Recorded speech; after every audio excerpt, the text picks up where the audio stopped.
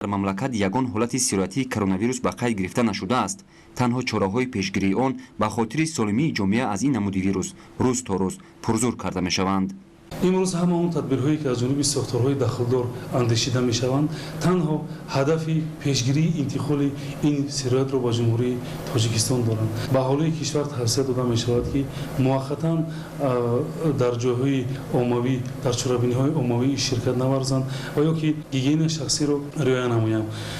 ба гигиенаи шахсӣ шомил мешавад ин пеш аз ҳама тез безарар гардондан ва ё ки шустани дастҳо тавассути маводҳои безараргардонанда ба монанди собун ва ё ки дигар маводҳои безараргардонанда, ҳамзамон истифодаи ниқобҳои тиббӣ дар чорабиниҳои оммавӣ ва ё ки дар дохили нақлиёти ҷамъиятӣ. роҳандозии чораҳои пешгирикунанда танҳо ба хотири ҷилавгирӣ аз сироятёбӣ ба ин беморӣ мебошад. вобаста ба ин шаҳрвандон набояд ба таҳаллука дода шаванд ва ба ҳар сару садо бовар намоянд.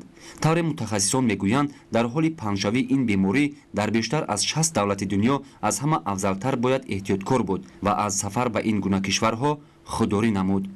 ҳар як шахс дар масофаи сол аз ҳамдигар дур зиш бояд қарор надошта бошад, яъне ки бояд ин масофаҳо риоя кунем ва дар вақти муомила низ бояд ки аз яъне ки буса кардан ба оғӯш гирифтан ё ки дигар ягон расму русумҳое ки дигар хозиин ва миллат аст бояд аз ин мо худдорӣ кунем. барои ҳамин пешгири коронавирус бояд ки оби яъне ки нӯшобиҳои гарм бисёртар нӯшидан дар кор аст, чунки худи вируси коронавирус дар ҳарорати аз 25 то 30 дараҷа тобовар нест, яъне ки нест мешавад. барои ҳамин бояд ки мо чӣ қадар агар тавонем нӯшокии гарм нӯшидан барои мо лозим аст. роҳҳо яъне ки паҳн шудани ин вирус ба воситаи ҳавои қатраӣ мебошад, яъне ки аз ҳангоми ин сулфа задан, атса задан, ҳангоми суҳбат кардан, яъне ки шахси бемор метавонад ки ин вирусро ба атроф паҳн намояд ва шахси дигар ҳангоми нафаскашӣ метавонад сироят ёбад. ба шаҳрвандони ҷумҳурӣ яъне ки чунин тавсия дода мешавад ки қоидаҳои яъне ки оддитарини гигиенаи шахсӣ ва ҷамъиятиро яъне ки риоя намоянд. аммо чунин ба назар мерасад ки як гурӯҳ одамон бо истифода аз шабакаи интернет аз нашри ҳар гуна хабарҳои дурӯғ ва беасос вобаста ба паҳншавии ин вирус манфиатдор буда бо ин роҳ мехоҳанд мардумро ба тарсу ҳарос андозанд.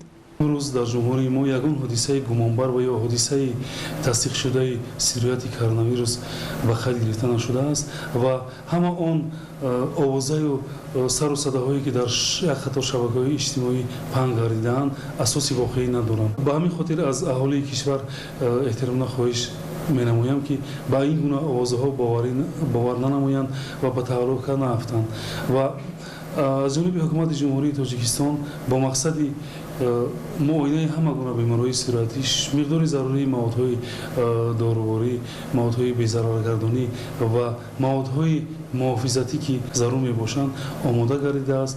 бо мақсади пешгирӣ аз ин беморӣ тавсия дода мешавад ки ҳар як нафар гигиенаи шахсиро риоя намуда дастонро бояд тез бо собун ва маҳлулҳои безараргардонанда шӯянд.